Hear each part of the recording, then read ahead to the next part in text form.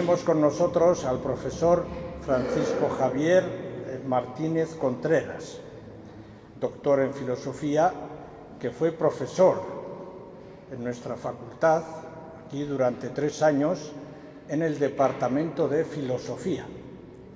Es miembro del Centro de Ética Aplicada y del equipo de investigación Ética Social y Política de la Universidad de Deusto. Y actualmente centra su investigación sobre temas de ética política, derechos humanos y ciudadanía, concretamente en 2 líneas de trabajo: desarrollo y transformación social, y la segunda línea, conflictos y culturas de paz. Muchísimas gracias. En primer lugar, por invitarme a estar en estas conversaciones. Para mí es un placer y un honor participar en ellas, estar aquí en San Esteban, que fue mi casa durante un tiempo. Y además, gracias por darme la oportunidad de regresar a Blog después de unos años donde he estado haciendo otras cosas. Y muchísimas gracias a ustedes por su interés y por venir, como les decía Juan, en una noche tan desapacible como esta. Bueno, yo lo que pretendo hacer hoy es ofrecerles algunas claves que permitan entender la obra de un autor que es prolijo, que tiene un modo de expresión y de escritura ciertamente difícil, porque es muy metafórico, es muy literario, en algunos momentos coge vuelo casi como un profeta del Antiguo Testamento, ¿verdad? Y sobre todo me centro en una parte de su trabajo, que fue lo que me planteó Juan Manuel cuando me invitó, explicar qué entiende Bloch, qué pasa en las obras de arte, por qué nos fascinan y qué encontramos en ellas de nosotros mismos, qué huellas, sobre todo trascendencia, hay ahí, ¿no? Yo voy a dividir mi intervención en 3 partes. Lo primero que voy a hacer va a ser contarles quién fue este caballero, porque hoy casi nadie sabe a qué se dedicó este señor. Así de entrada les voy a decir que era ateo, judío y marxista. No es muy buena carta de presentación, pero es que es lo que hay. No les puedo contar otra cosa a este señor, ¿no? Y con esas claves quiero contarles 2 cosas. Quiero contarles su vida. Y quiero contarles su vida para que entiendan por qué alguien que vivió lo que este señor vivió, y espero que se den cuenta de que no tuvo una vida precisamente fácil ni regalada, escribe durante toda su vida, desde 1918 hasta 1977, que se muere, sobre la utopía y la esperanza. No pensemos que se escribe sobre la utopía y la esperanza precisamente porque uno no tiene nada mejor que hacer o porque tiene una vida tan sencilla y tan estupenda y tan feliz que todo le parece rosas, ¿no? Más bien todo lo contrario. Espero que por lo menos al final de esta charla salgan con la idea de que hablar de utopía es hablar de algo serio y muy trabajoso, que no tiene nada de ilusorio. Y voy a contarles también qué es lo que pensaba Bloch del arte, sobre todo porque escribe en el año 18 y el movimiento artístico por excelencia que ahí está funcionando es el expresionismo. Paul Klee, Kandinsky, Marc, en fin, ahí hay un montón de autores, de pintores, de músicos en Alemania, de arquitectos, que quieren hacer algo muy especial con el arte. Y el primer teórico de ese movimiento artístico, en su primera obra, El espíritu de la utopía, es Bloch. Después les voy a contar, no sé si me va a dar tiempo a las 3, pero por lo menos 2 de las tesis fundamentales del pensamiento blochiano, ¿no? Tenemos la suerte o la desgracia de que un día un periodista le dijo a este señor: oiga, resúmame en una frase lo que usted ha escrito. 16 libros, ¿eh? Y el tipo dijo: sí, hombre, mira, esto, así, así y así. Luego os lo cuento. Y quiero terminar apuntando 2 o 3 ideas sobre por qué merece la pena hoy, y en un momento como el que estamos viviendo, en un momento de crisis no solo económica, sino también política, social, religiosa, por qué merece la pena volver sobre este señor. Vale. Le sitúo entonces el principio. Bloch nació en 1885, última parte del siglo XIX, en una ciudad industrial, Ludwigshafen, Cuando yo llegué allí me encontré con una enorme factoría química de la BASF, una industria química alemana muy importante, que yo solo conocía por las cintas magnetofónicas que utilizaba para grabar música, y 3 o 4 casas. Sucia hasta decir basta. Y yo fui en el año 97. No quiero saber lo que era eso en el año 1885. Bueno, era hijo de un ferroviario y de una señora pues muy riquiña, ama de casa, en fin, que cuidaba de su familia, ¿no? Muy malas notas en la escuela. El típico alumno díscolo, que los profesores estaban hartos de él, que decían que era un arrogante, que solo se le daban bien 2 cosas en la escuela: religión, curiosamente, para un ateo, y gimnasia. Pero es un chaval que con 15 o 16 años se cogía el tren y se iba a Mannheim, que está muy cerquita, se iba a la biblioteca del Palacio de Mannheim y con 15 o 16 años empezó a leer a los grandes de la historia de la filosofía. Hegel, Schopenhauer, Nietzsche. Se empapó de toda esa filosofía del siglo XIX, Kant. Se empapó del idealismo alemán, básicamente Schiller. Era capaz de recitar de memoria textos de estos autores con 15 y 16 años, el angelito. Y él cuenta de una manera muy simpática, dice, bueno, mi ignorancia era tal que cuando en la palabra materia en alemán se dice materie, casi como en castellano, escrito IE al final. IE en alemán se lee como una I larga, y él ni siquiera era capaz de pronunciar bien esa palabra. En vez de decir materie, decía materie, era una cosa. Él daba así un poco cuenta de cómo son sus inicios en la filosofía. Con 11 añitos, como a la mayoría de niños burgueses en Alemania en aquella época, les regalaron una máquina de vapor. ¿Y sabéis lo que hizo? Dedicarse a estudiar por qué estallaban las calderas de vapor. Y cuando descubrió que era porque había incrustaciones en el interior, escribió un articulito que mandó a un periódico y lo publicaron, que se titulaba Sobre la prevención de los estallidos de las calderas de vapor, que causaban no pocos accidentes laborales, ¿no? En fin, un personaje con una cabeza absolutamente en ebullición. Cuando quiso estudiar, ya terminó el colegio, los profesores encantados de que dejase el instituto, le dijo a su padre que quería hacer filosofía. Y su padre le dijo que naranjas de la China. Bueno, era tan mal estudiante que su padre pensó que mejor lo metía de aprendiz en una ferretería. Y él, que no, que quería estudiar filosofía. Y tuvieron la buena suerte de que se fueron de vacaciones a Suiza y llegaron al hotel y la ventana del hotel daba, en fin, esto puede ser un poco técnico, pero la ventana del hotel daba a un cementerio. Y en el cementerio estaba la tumba de uno de los grandes filósofos del XIX, Schelling, y una dedicatoria del rey Leopoldo II de Baviera a Schelling con agradecimiento y eterna gratitud. Entonces Bloch, que lo vio, agarró a su padre y le dijo, mira, se lo llevó a ver la tumba de Schelling y la dedicatoria del rey de Baviera, y el padre dijo, hombre, pues a lo mejor esto de estudiar filosofía igual te puedes dedicar a algo provechoso y te va a servir para que te ganes la vida, y bueno, pues le dejó que estudiara filosofía.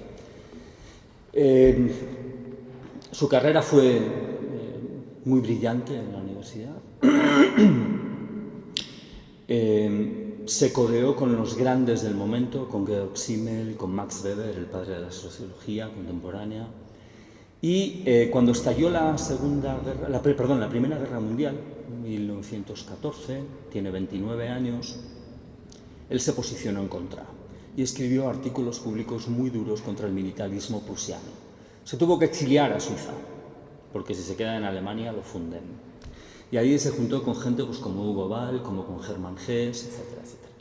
Estuvo con uno de sus grandes amigos, Georgi Lukács, también. Publicó varios artículos en contra de la postura oficial de Alemania. Se pueden imaginar que en tiempo de guerra, cuando uno dice estas cosas, creo que lo califican de alta traición, una cosa así, ¿vale? Terminó la guerra, pudo volver a Alemania, vivió el desastre de la República de Weimar. En el año 1930, bueno, antes de esto, él se casó en 1918 con el gran amor de su vida, pero desgraciadamente su mujer, Else von Stritzky, una hija de un industrial de la cerveza, que tenía, en fin, buenos medios económicos, se murió muy joven, apenas duró 3 años, a los 3 años se quedó viudo. Tuvo una depresión brutal, lo pasó muy mal en ese tiempo, y luego un poco más tarde conoció a la que sería su segunda mujer, Karola Piotrowska, una arquitecta con la que ya vivió el resto de su vida. En el año 33 estaban afincados en Berlín y la Gestapo fue a su casa. Era ya un autor conocido, conocido además por su filiación marxista, y la Gestapo entró en su casa, no le pillaron, y con tan buena suerte que su mujer había escondido un par de manuscritos suyos en un desván, y cuando le pidieron que abrieran el desván, en vez de abrir el suyo, tenían la llave del desván de un amigo, abrió el desván de un amigo y se libró. Pero tuvieron que salir pitando de Alemania en el 33. Se fueron a Suiza, de Suiza los expulsaron, porque ya saben ustedes que los suizos pues, no querían tener mucho follón con los alemanes, tenían un montón de refugiados alemanes y los expulsaron. Les dio por irse a Viena, pero claro, enseguida fue la anexión de Viena y tuvieron que salir pitando de Austria. Se fueron a Praga, pero enseguida las divisiones alemanas conquistaron Praga. Total, que acabaron en Estados Unidos. En Estados Unidos la vida de Bloch fue complejísima. Él no sabía inglés y además tenía un cierto rebote con la cultura americana y se negó a aprender inglés. Entonces se pasó encerrado en su casa desde el año 38 que llegaron hasta el año 49, si no recuerdo mal, que volvieron a Alemania. 10 años. Encerrado escribiendo la que ha sido su obra más importante, El Principio de Esperanza. Mientras tanto, su mujer, arquitecta, ganaba lo suficiente como para mantenerle a él y a su hijo. Él iba escribiendo cosas, por ejemplo, en ese tiempo también escribió un libro, Sujeto-Objeto, que tiene una historia muy curiosa. Este libro él lo escribió en alemán, pero se publicó en México, en castellano, en su primera edición. Luego ya la edición alemana se publicó unos años más tarde. Año 49 regresan a Alemania y en el año 49 Bloch, si a mí no me salen mal las cuentas, tiene 64 años. No ha tenido una cátedra universitaria en su vida. Es un señor que se ha dedicado a escribir artículos de periódico y sus libros. Llega a la antigua RDA y le ofrecen una cátedra en la Universidad de Leipzig. Y con 64 años, por primera vez en su vida, empieza a dar clase. En el año 55 le conceden una de las distinciones honoríficas más importantes de la RDA. Y 2 años más tarde, después de ese premio, por ser un filósofo y tal, 2 años más tarde, precisamente por las críticas que hace al gobierno estalinista, por las críticas que hace al gobierno de la RDA, le echan de la universidad, le quitan la cátedra, le prohíben enseñar, le prohíben escribir y publicar y lo condenan al más absoluto silencio. Por supuesto, le retiran el premio. Se hacen idea de lo que eso significa para una persona, ¿verdad? Es un palo duro. En el 61, él había conseguido permiso para dar unas conferencias en la Alemania occidental y la noche en la que construyen el muro de Berlín, un amigo les llama y se lo cuenta y él decide no regresar a la RDA. Pide a unos amigos que vayan a su casa y cojan una maleta donde tiene sus manuscritos y se la pasen. Y consigue pasar sus manuscritos, pero con sus maletas de verano se queda con su mujer. En el año 61 tiene 76 años este señor. Y se queda con su mujer a verlas venir y a dejarlas pasar. En Alemania occidental se enteran y le invitan inmediatamente a la Universidad de Tubinga. Le dan una cátedra, lo nombran profesor honorífico, y ahí murió en el año 1977. Es curiosa la anécdota de su muerte. Él murió sentado en un sillón, que era donde solía leer, y donde escribía algunas cosas y tal, y su última frase fue: no puedo más. Es muy significativo, precisamente por lo que les voy a contar ahora, de lo que ha sido durante toda su vida su pensamiento y por un elemento que yo califico en él de sisífico. Termino con esta caracterización con un rasgo más. Hasta que cumplió los 64 años, las dificultades financieras por las que pasó este señor fueron muy importantes.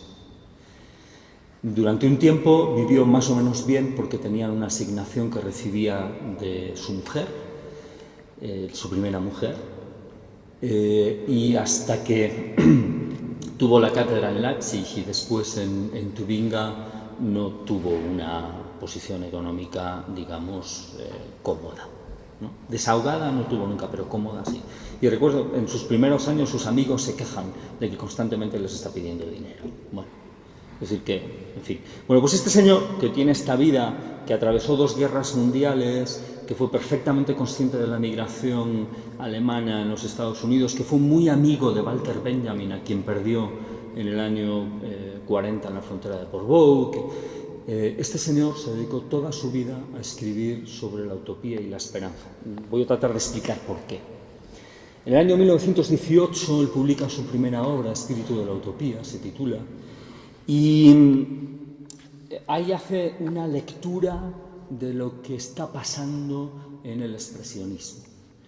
No es un libro sobre historia del arte, es un libro de filosofía, y donde aparecen ya las ideas fundamentales de su pensamiento. Él lee ese arte expresionista con las siguientes claves. En primer lugar, se da cuenta de que en ese estilo artístico confluyen tradiciones artísticas muy diferentes. Y se da cuenta de que los expresionistas no solo quieren ofrecer un arte que nos guste, que plazca, que sea agradable de ver. No, hay todo un programa educativo en lo que estos señores quieren hacer. Y por primera vez esto es muy osado decirlo, ¿no? Pero de una manera muy clara, el pensamiento y la expresión artística se dan la mano. No hay expresionista que no haya escrito sobre cómo concibe su propio arte y no haya tratado de explicar por qué ha pintado lo que ha pintado o por qué ha escrito la música que ha escrito. Y esto para Bloch es muy significativo, ¿no? ¿Qué pretendían estos señores? Pues nada más y nada menos que la humanización del ser humano. Hombre, no está nada mal, viendo lo que habían visto después de la Primera Guerra Mundial y lo que estaba pasando en la República de Weimar, plantearse que así no podemos seguir.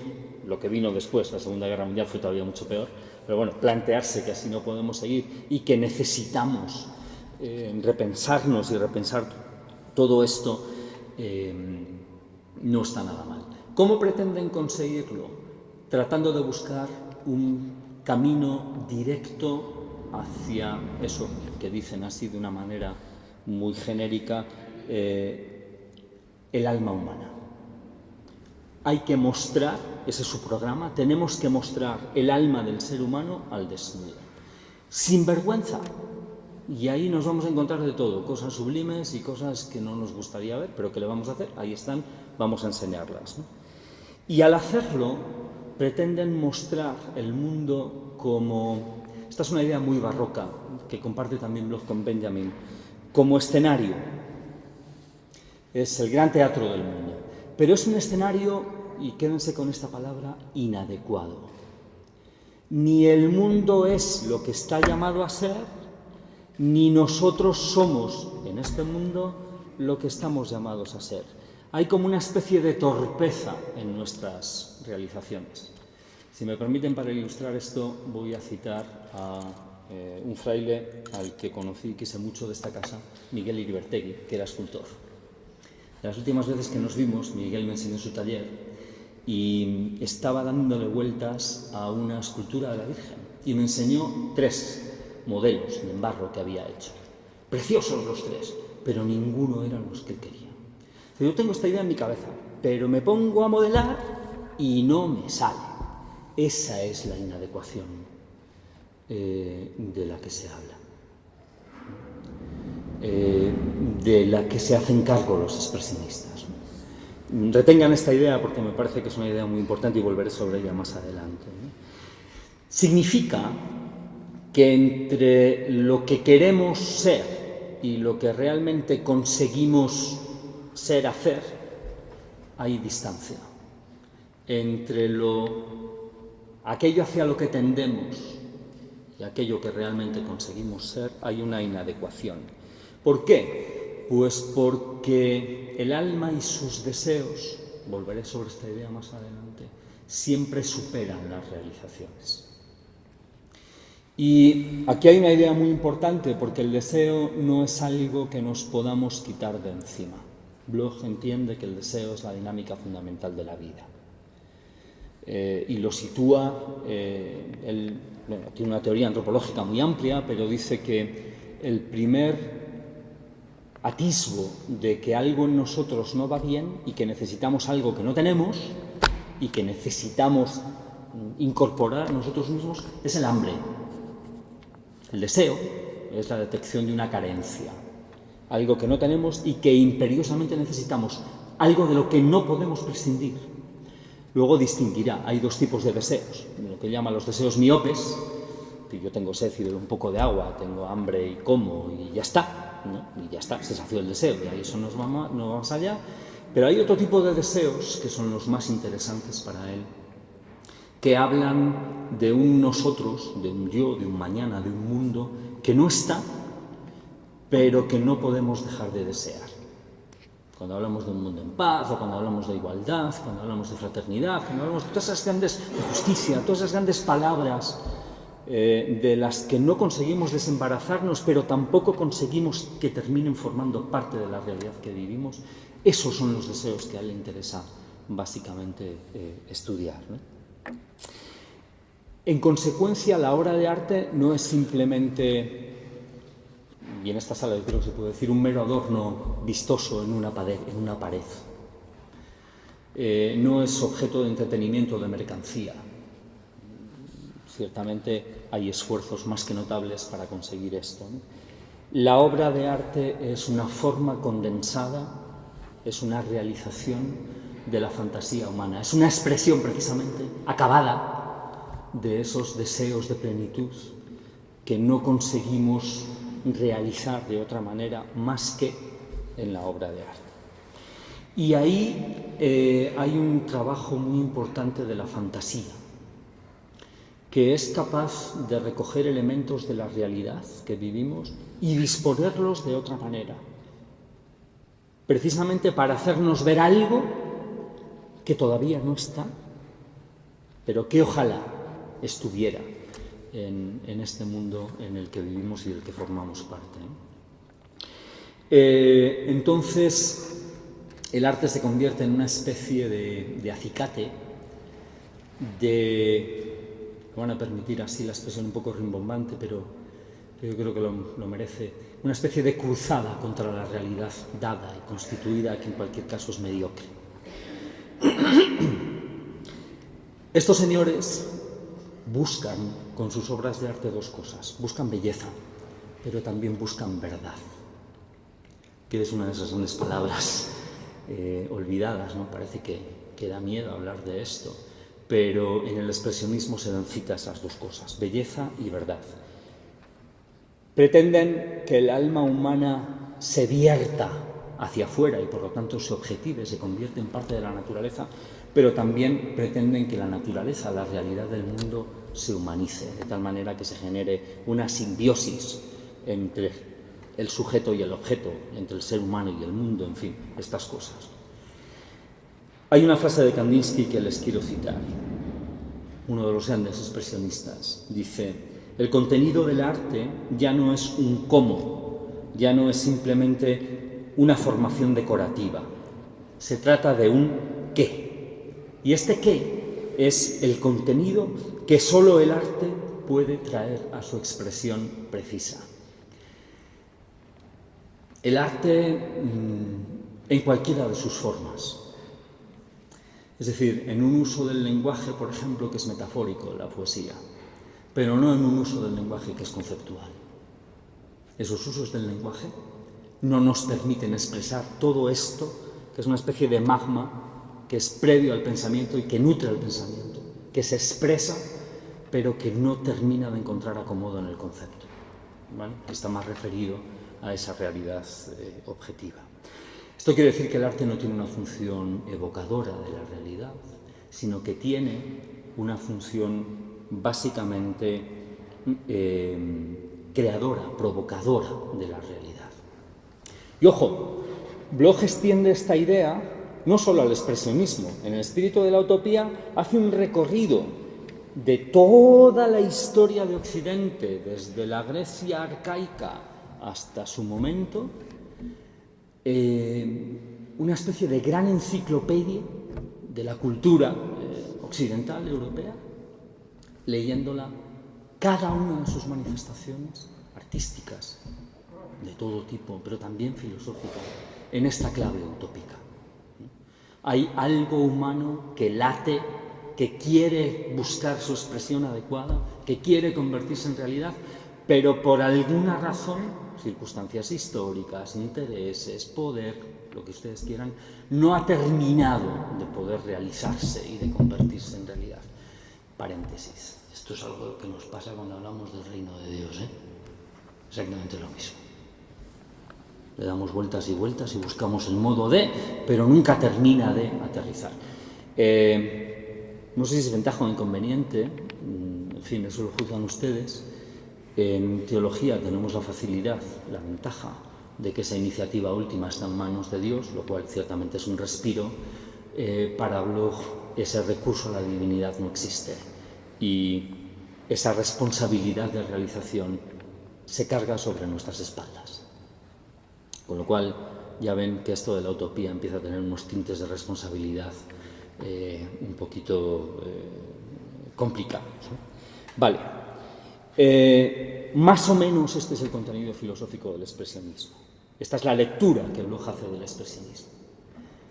Pero entonces, este señor, exactamente qué es lo que piensa y por qué entiende que en el arte están manifestándose todas estas tensiones, todos estos deseos que pugnan por hacerse realidad y que no están. Pues básicamente porque maneja tres tesis fundamentales que yo creo que resumen todo su pensamiento. Él las enuncia así. En el prólogo del Principio de Esperanza dice, la traducción es mía, la traducción, si ustedes leen la última edición que se ha hecho del Principio de Esperanza en Trota, verán que la frase está traducida como pensar significa traspasar. A mí esa traducción no me gusta nada. Y no me gusta nada porque me parece que no le hace justicia a Bloch. Es una traducción posible, el verbo que él utiliza en alemán, überschreiten, se puede traducir así, pero le quita todo su mordiente. No, pensar significa transgredir. El ejercicio de pensamiento es un ejercicio de entrada de no conformidad. Esto que tengo delante, el mundo en el que vivo, la situación en la que me encuentro, yo mismo, para mí mismo, hombre, está bien, pero no me termina de convencer. Aquí hay algo más que lo que tengo delante de los ojos. Hay un no sé qué y eso lo tengo que descubrir. Yo no puedo dar por cerrado el mundo simplemente contentándome con lo que las cosas, hasta el punto en que yo las examino, han llegado a ser. Porque entonces encierro al pensamiento en una dimensión de pasado y de presente. Y que yo sepa, el tiempo tiene tres dimensiones, ¿verdad? Pasado, presente y futuro. Y el futuro no es, la eternidad sí, pero el futuro no es, y nosotros no vivimos en la eternidad, un eterno presente. Desde luego, yo no sé ustedes, pero si a mí me dicen que lo que nos espera en el futuro es este eterno presente, pues muchas ganas no me dan, la verdad. No, apetecible no es. Entonces, el ejercicio del pensamiento es un ejercicio de transgresión, en primer lugar, de la realidad dada, de la realidad constituida. Significa que esta realidad que tiene una dimensión de futuro, en ella late algo que es una categoría fundamental en Bloch, que la toma de Aristóteles. De hecho, su tratamiento de esta categoría es plenamente aristotélica, es la categoría de lo posible. El mundo, cualquier situación histórica en el momento en que se considere, es una situación en la que laten un montón de posibilidades, de las cuales solo se realizan algunas, y por cierto, no siempre la mejor. No siempre la mejor. ¿Qué pasa con esas posibilidades que han sido albergadas, acariciadas por un montón de corazones? que son deseos probablemente muy nobles y que no han conseguido realización. ¿Se pierden? ¿Desaparecen? O en una expresión preciosa, en una novela de Gioconda Belli, dice, esos sueños los hemos aprendido en el vientre de nuestras madres. Hay una especie de herencia de la humanidad que nos transmite esos sueños de lo mejor, y que están plasmados en un montón de obras de arte de cualquier tipo, pinturas, literatura, música también. Bloch entiende que esas posibilidades quedan guardadas en el acervo cultural. Necesitamos rescatarlas. ¿Por qué? Pues porque paradójicamente el pasado alberga un potencial de futuro. Pensar es descubrir eso. Segunda frase, muy enigmática y que tiene que ver con el título de la conferencia de hoy. El primer concepto que Bloch acuña, él lo llama la oscuridad del instante vivido. ¿Y esto qué quiere decir? Bueno, él lo dice en una frase también muy enigmática, que se la enuncio y la desgloso muy rápidamente. Soy, pero no me tengo. Por eso, en primera instancia, estamos llegando a ser. Parece el enigma de la esfinge, ¿verdad? Pero es fácil de entender. ¿Qué quiere decir esto de soy, pero no me tengo? En castellano lo tenemos un poquito más complicado, en alemán lo tiene un poco más fácil, porque nosotros solo tenemos un verbo, que es el verbo vivir. Gracias a Ortega y Gasset, que creó un neologismo, además de vivir, sabemos que podemos vivenciar. No es una traducción así muy tal, pero es muy interesante. ¿Por qué? Uno puede vivir pasando por la vida sin que la vida pase por uno. No sé si me explico. Es decir, probablemente el trayecto desde sus casas hasta aquí haya sido muy desapacible, se han tenido que venir andando, aguantando el aire y la lluvia, pero sobre esa cuestión, que es absolutamente, no sé, tangencial y probablemente baladí, no van a hacer ustedes un ejercicio de reflexión posterior, ¿verdad? Sin embargo, hay momentos en la vida en los que uno vuelve sobre sí mismo y recompone la historia de su existencia. Y se da cuenta de que todos esos momentos han tenido un sentido que en el momento en el que uno los vivía no lo ve, o no lo ve precisamente igual que lo ve en el momento en el que piensa sobre ellos, ¿verdad? Uno no vive si no reflexiona, si no vuelve sobre su propia existencia y busca cuál es su sentido. Eso es lo que Bloch llama la oscuridad del instante vivido. ¿Por qué? Pues que en el momento en el que uno está viviendo, en este momento que estamos aquí escuchando esto, que estamos haciendo este ejercicio de reflexión, uno no sabe a dónde le va a llevar esto, ¿verdad? Uno siempre puede pensar desde este punto hacia atrás. Sin embargo, y esto es lo que a Bloch le interesa, ese instante vivido, en el momento en que lo reflexionamos, en el momento en que vemos cuáles eran sus posibilidades, primero nos entrega una dimensión de futuro, segundo nos entrega una dimensión de sentido. Y esto es lo más importante que quiero resaltar, porque hay cosas que me tienen muy enfadado de lo que estamos viviendo, ¿no? Y una de las cosas que me tiene más enfadado es que parece que cada quien está encerrado dentro de su propia piel. Uno tiene sus propios sueños, sus sentimientos, no sé qué, y a lo más que puede llegar a decir, no, es que yo lo pienso así. No. Por eso, antes que todo, y fíjense que ha pasado de la primera persona del singular a la primera del plural, estamos llegando a ser. Hay algo que es común a todos, y es que estamos de camino hacia nosotros mismos. Esta es la gran intuición de la oscuridad del instante vivido. Nuestra identidad no está al principio de nuestra vida, está solo al final. Somos lo que nos hemos ido haciendo ser. Por eso cada instante necesita ser revivido en la reflexión. El verbo que uno utiliza en alemán, erleben, es un reforzativo, es revivir. Y eso solo se puede hacer en la introspección, en la reflexión, en el agarrar las riendas de la propia vida al final. Y para Bloch esto es lo más interesante, porque a partir de esa percepción de nosotros mismos, que es perfectamente aplicable a la historia de la humanidad, a la historia del mundo, es cuando empezamos a poder ver el mundo desde una perspectiva de sentido que nos abre a un futuro que puede ser de una manera muy diferente a como alguien nos dice que puede o debe ser en un momento determinado, vaya usted a saber por qué tipo de intereses. Tercera y última frase. Ese todavía no es P. Aquí lo importante, si lo quieren así de una manera muy más gráfica, este sujeto todavía no es este predicado. Pero aquí el acento está en el todavía no. Lo está siendo ya, pero no todavía del todo. Le falta, vamos a decir, un punto de madurez. ¿Ese punto de madurez qué significa? Ese punto de madurez significa, esto que les decía antes, al final está esa identidad. Yo sabré quién soy,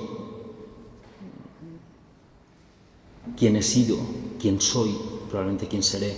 Espero que 5 minutos después de haberme muerto, calculo. Esto es lo mismo que planteaba Bloch, esa identidad está solo al final. Mientras tanto, mientras uno vive, siempre hay posibilidades abiertas. Esto significa también que la función de la utopía es entregarnos anticipadamente esa patria de la identidad que no vamos a poder, literalmente, tocar con nuestras manos, pero a la que no podemos dejar de aspirar. Y esa manera de anticiparla es, vuelvo a insistir en la idea, a través de todas esas manifestaciones. Antes hablábamos a la entrada del placer de lo inútil, ¿no? que se dan precisamente a través del arte, de todas esas expresiones humanas que no tienen una funcionalidad inmediata.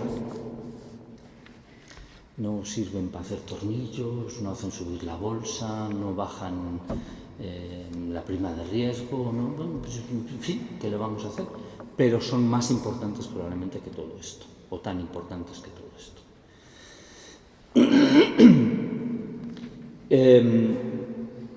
Eso quiere decir que todo sujeto, y el mundo, la naturaleza, la realidad también lo es, está llamado a desplegar una serie de predicados que no siempre puede hacerlo porque las circunstancias de todo tipo no lo permiten. Quería recordar aquí una escultura que hay en una iglesia, son unas ruinas de una iglesia en Colonia, que cuando la vi me impresionó mucho por la escultura y por la leyenda. Es una escultura de una madre sosteniendo el cadáver de su hijo, un soldado alemán, en la Segunda Guerra Mundial. Y lo que pone al pie de la escultura, yo estaba ya estudiando a Bloch en aquel entonces, me impactó mucho porque va en esta línea de Bloch, ¿no? Ellos siguen esperando poder volver a casa. Bueno, pues parece que no van a volver, ¿no? Se quedaron en el campo de batalla. Pero esa esperanza de alguna manera, de una cierta, no sé si reparación, porque es difícil reparar esos daños, por no decir imposible, pero esa esperanza de recuperación, de reparación, de memoria de esas páginas oscuras de nuestra historia sigue latiendo. Por lo menos como advertencia de que ese es el mundo que no deseamos. Y hay que mirarlo, Hay que mirarlo para saber que eso es lo que no se quiere. Ocultarlo, esconderlo, probablemente solo sirve para ignorar un mal que debemos evitar. Y esa esperanza es la que está latiendo en esos sujetos que anhelan desarrollar todavía determinados predicados. Bueno, vuelvo al arte. Con estas 3 ideas, esa oscuridad del instante vivido, ese todavía no, ese ejercicio de transgresión del pensamiento y esto que hablábamos antes de esta biografía y esta lectura del expresionismo, ¿Qué pinta el arte en todo esto? He dicho ya varias cosas, pero la primera y muy importante es que la función del arte es ilustrar esas posibilidades que tenemos de ser lo que todavía no somos y estamos llamados a ser. Con una función añadida, fíjense. A mí me enseñaron de pequeñito que los experimentos con gaseosa, que es bastante inocua. ¿Por qué? ¿Por qué dice Bloch esto? ¿Por qué plantea que el arte y no fuera del arte? Pues porque cada vez que algún soñador le ha dado por realizar alguna utopía, por ejemplo, la del estalinismo soviético, la que se ha ligado es de no enseñar. Es decir, en el arte podemos jugar con esas representaciones de lo deseable, podemos compartir con otros nuestras ensoñaciones, lo cual nos permite soñarlas juntos. Podemos discernirlas y podemos tomar decisiones que permitan acercarnos a la realización de estas ensoñaciones. También con una peculiaridad, la inadecuación de la que hablaba antes. Solo en la expresión artística, que es una expresión muy simbólica, muy evocadora, muy provocadora, solo en la expresión artística encontramos esa realización plena del deseo, de lo mejor. En el momento en el que esto lo objetivamos, hay pues una especie de traición, una especie de hombre sí, pero no del todo. Y esta es la parte más complicada de la utopía, porque esto es como Sísifo subiendo la piedra a la montaña. Una y otra vez estamos obligados al ejercicio de la reflexión, de la introspección, del análisis, de evocación del deseo de lo mejor, de ver la realidad en la que nos movemos, cuáles son sus posibilidades de transformación. A esto Bloch le llama utopía concreta. La utopía no es un ejercicio de escapismo en el que nos encerramos soñando juntos lo mejor y nos complacemos unos a otros mirando esa pantalla fantástica de película de cine. Él tiene una frase muy contundente.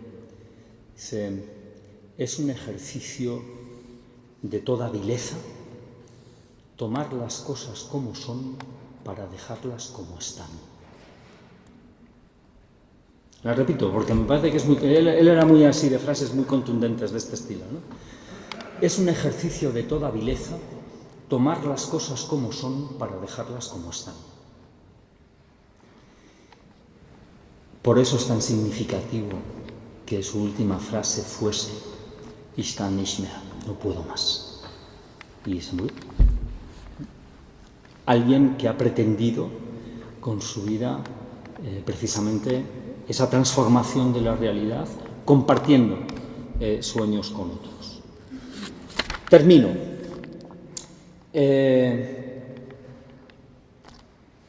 ¿Por qué tiene sentido hoy volver sobre Bloch, un autor muy olvidado y que además todo el mundo entiende que como era marxista, los filósofos entendían que era medio teólogo, los teólogos que era medio filósofo, nunca terminó de encontrar ahí su lugar y, en fin, ¿por qué merece la pena volver sobre Bloch hoy? A mí se me ocurren tres ideas.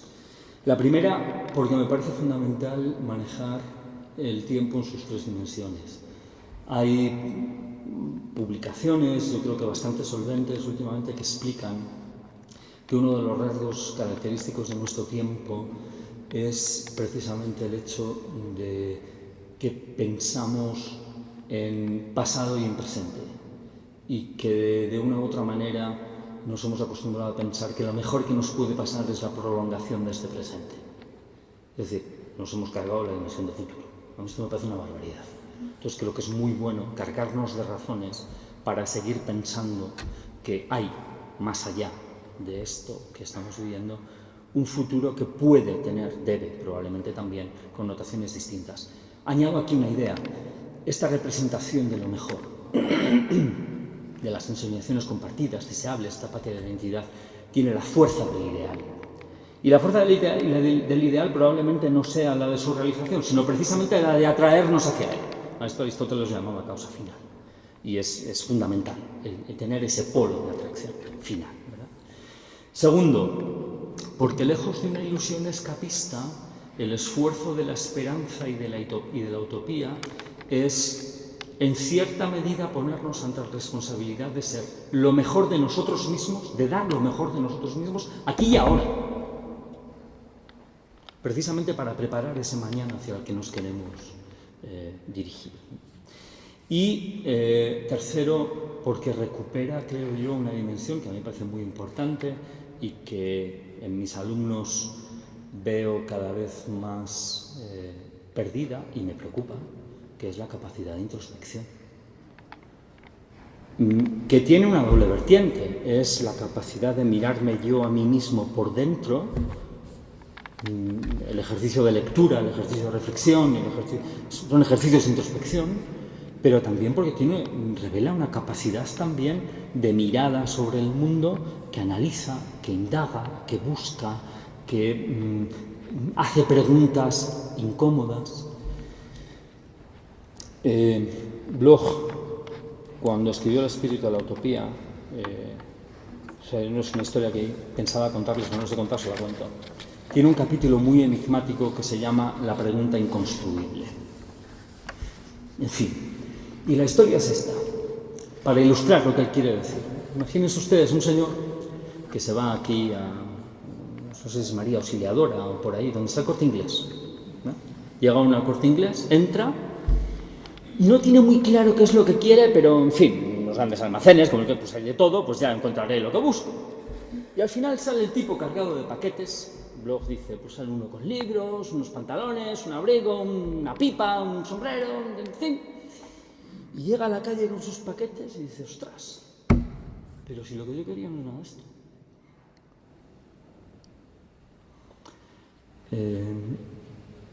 Mi deseo, mi anhelo más profundo, lo que no es miope. No puede saciarse, no puede llenarse, no puede calmarse con nada de lo que me rodea me ofrece. Necesito trascender, ir más allá de esta situación en la que vivo, buscando eso que al final es yo mismo y, digamos, la esencia última del mundo. Quería terminar leyendo un poema. José Ángel Valente, que era un poeta orensano, apenas vivió en Orense, pero como los dos nacimos en la misma ciudad, pues uno las cosas de vez en cuando las cuenta. Tiene un poema que a mi juicio es una de las mejores síntesis y probablemente más comprensibles síntesis del pensamiento blochiano sobre la utopía y la esperanza. El poema se titula No inútilmente y dice así: